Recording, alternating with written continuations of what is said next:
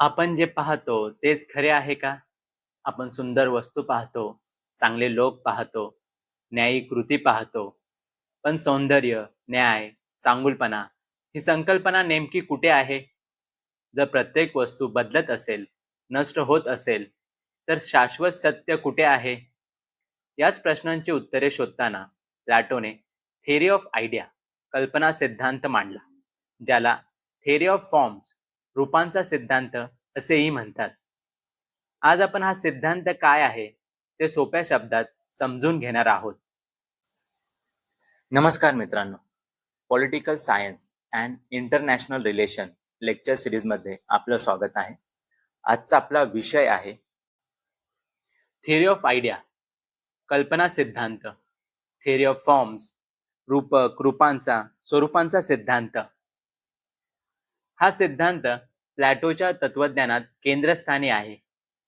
हा सिद्धांत सॉक्रेटिसच्या theory of knowledge, ज्ञानाचा सिद्धांत यावर आधारित आहे, किंवा असंही म्हणू शकतो की थेअरी ऑफ नॉलेजने प्रभावित आहे. या सिद्धांतामुळे प्लॅटोला फादर ऑफ पॉलिटिकल फिलॉसॉफी म्हणजे राजकीय तत्वज्ञानाचा जनक बोलतात. या थेअरीचा कंटेक्स्ट काय आहे? तर प्लॅटोवर 2 ग्रीक तत्वज्ञांचा प्रभाव होता. पहिला हेराक्लिटस. तो म्हणतो की सर्व काही बदलते, चेंज इज कॉन्स्टंट, गोष्टी सतत बदलत राहतात. You cannot step into a same river twice, म्हणजे एका नदीत तुम्ही दोनदा जाऊ शकत नाही, कारण नदी सतत बदलत असते. दुसरा आहे परमेनिट्स. परमेनिट्स म्हणतो की जग सतत बदलत असले तरी काही गोष्टी बदलत नाहीत, कायमस्वरूपी असतात.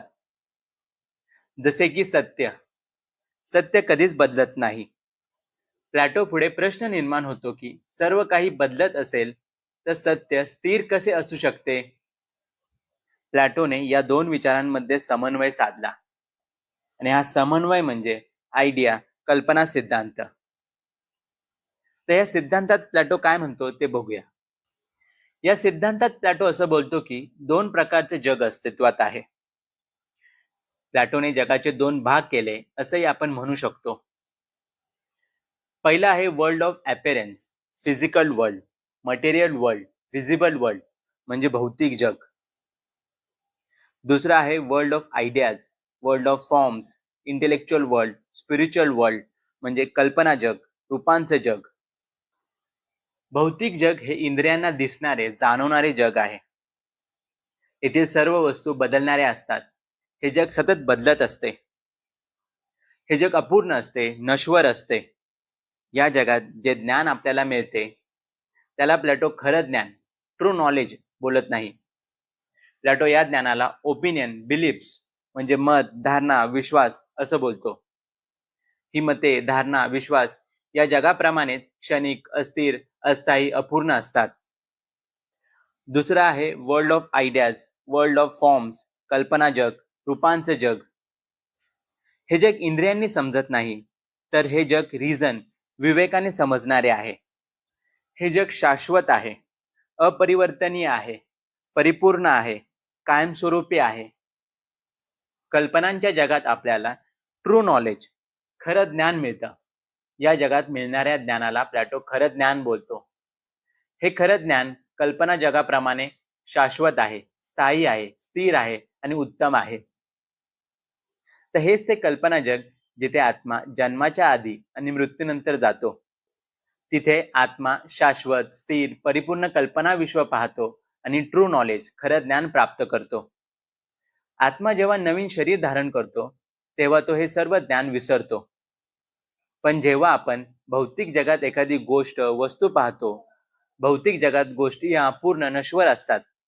जेव्हा ती अपूर्ण गोष्ट आत्मा पाहतो तेव्हा त्याला त्या गोष्टीच्या परिपूर्ण कल्पनेची आठवण होते, स्मरण होते. अशा प्रकारे आपण भौतिक जगात ज्ञान प्राप्त करतो असं प्लॅटो बोलतो. हाच प्लॅटोचा ज्ञानाचा स्मरण दृष्टिकोन जो आपण आपल्या सिद्धांतात बघितलेला. प्लॅटो पुढे म्हणतो की भौतिक जग म्हणजे आपण ज्या आजूबाजूला गोष्टी पाहतो त्या कल्पना जगातील गोष्टींचं प्रतिबिंब आहेत, शॅडो आहे, कॉपी आहे.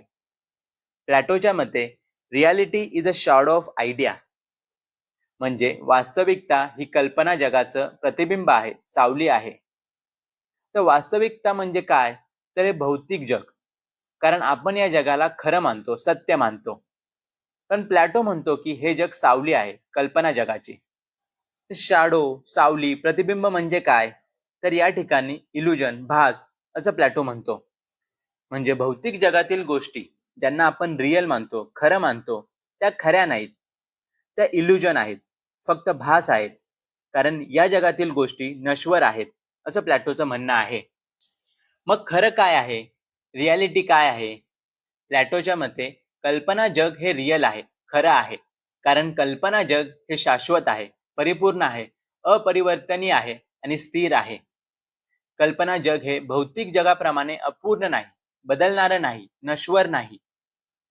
कल्पना जगाचं ज्ञान हे खरं ज्ञान आहे, शाश्वत ज्ञान आहे, स्थायी अचूक ज्ञान आहे.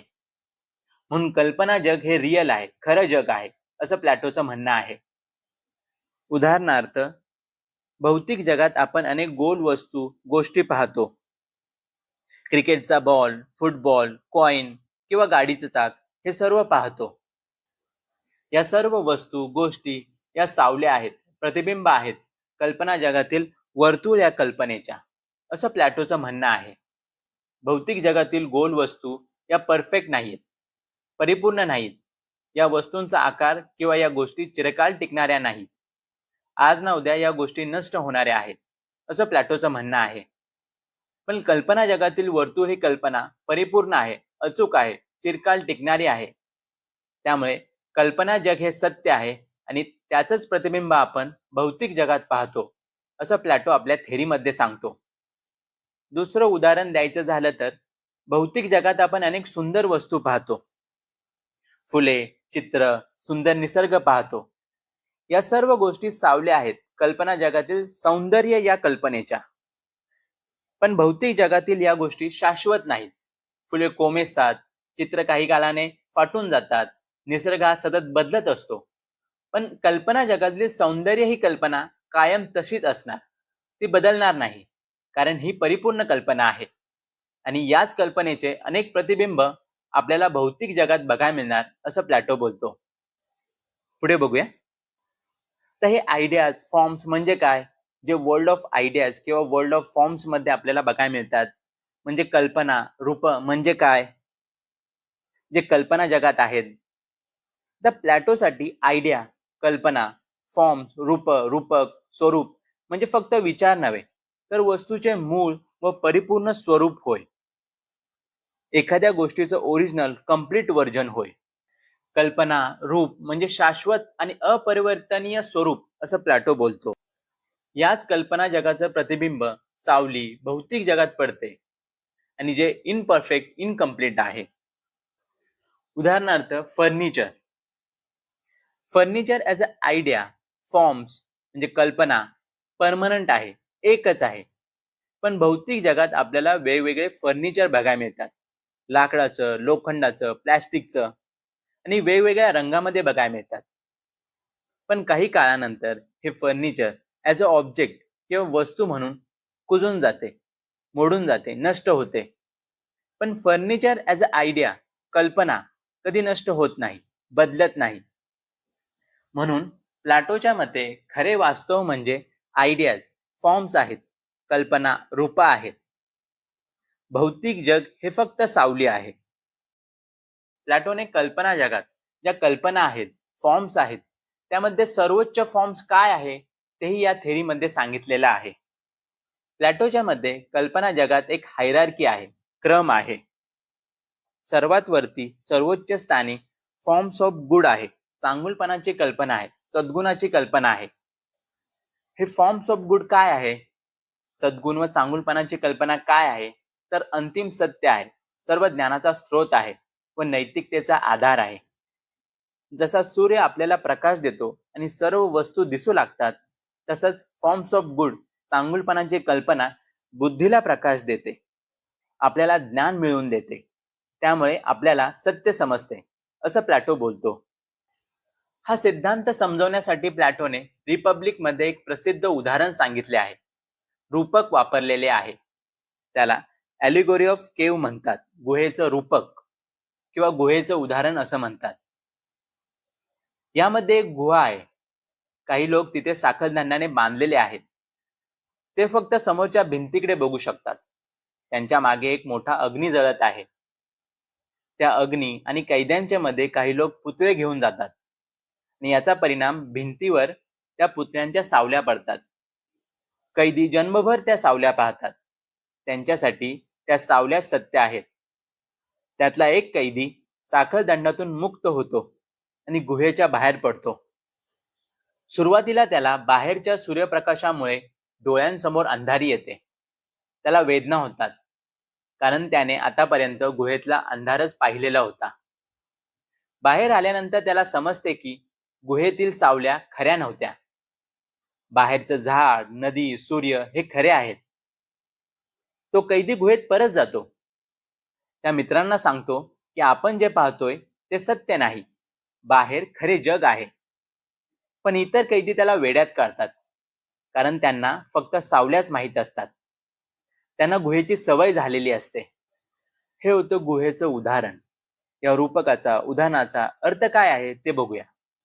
या ठिकाणी गुहा हे एक भौतिक जग आहे. कैदी हे आपण सामान्य माणूस आहोत. सावल्या या आपल्या इंद्रियांना दिसणारे ज्ञान आहे. गुहेबाहेरचं जग हे या ठिकाणी कल्पनांचं जग आहे, वर्ल्ड ऑफ आयडिया आहे.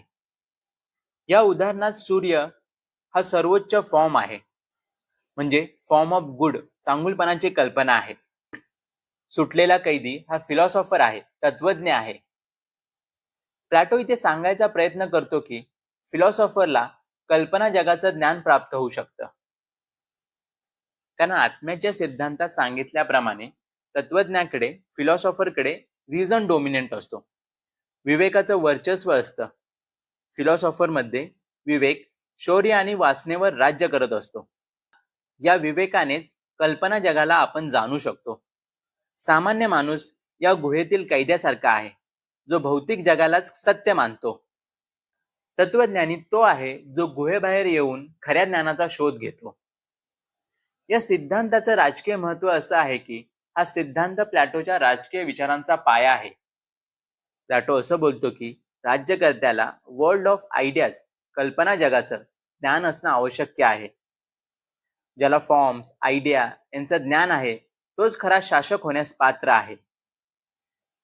कल्पना जगाला विवेकाने समजू शकतो, म्हणून ज्याच्याकडे विवेक जास्त आहे अशा माणसाने, म्हणजे फिलॉसॉफरने राज्य करावे असं प्लॅटो बोलतो. हे विचार आपल्याला प्लॅटोच्या फिलॉसॉफर किंग, तत्वज्ञ राज्यकर्ता या सिद्धांतात बघायला मिळतात. प्लॅटोच्या या सिद्धांतावर टीकाही झाली. या सिद्धांतावर प्रामुख्याने ज्याने टीका केली तो म्हणजे अरिस्टॉटल, प्लॅटोचा शिष्य. प्लॅटो या सिद्धांतात असं बोलतो की कल्पना आणि वस्तू यामध्ये फरक आहे. कल्पना या वस्तूंपासून वेगळ्या आहेत. कल्पना या कल्पना जगात आहेत आणि वस्तू या भौतिक जगात आहेत. पण अरिस्टॉटल असं म्हणतो की वस्तू व तिची कल्पना या वेगळ्या नाहीत, वेगवेगळ्या जगात नाहीत. वस्तू व तिची कल्पना एकत्र असतात. वस्तूमध्येच तिची कल्पना समाविष्ट असते असं अरिस्टॉटलचं म्हणणं आहे.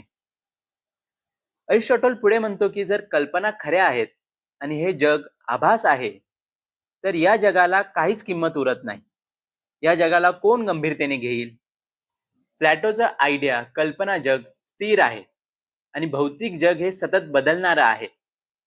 अरिस्टॉटलच्या मते स्थिर कल्पना बदलणाऱ्या जगाचं स्पष्टीकरण देऊ शकत नाहीत. अरिस्टॉटल हा वास्तववादी असल्या कारणाने असं बोलतो की राज्यकर्त्याला वर्ल्ड ऑफ आयडिया म्हणजे कल्पना जगाचं ज्ञान असण्यापेक्षा या जगाचं, भौतिक जगाचं ज्ञान असणं महत्वाचं आहे, जेणेकरून तो राज्यकारभार सुरळीत करू शकतो. हा होता प्लॅटोचा कल्पना सिद्धांत. त्यात प्लॅटो सांगतो की भौतिक जग हे अपूर्ण आहे, खरं वास्तव हे कल्पना जग आहे. हे आपण विवेकाने जाणू शकतो आणि हेच ट्रू नॉलेज, खरं ज्ञान आहे.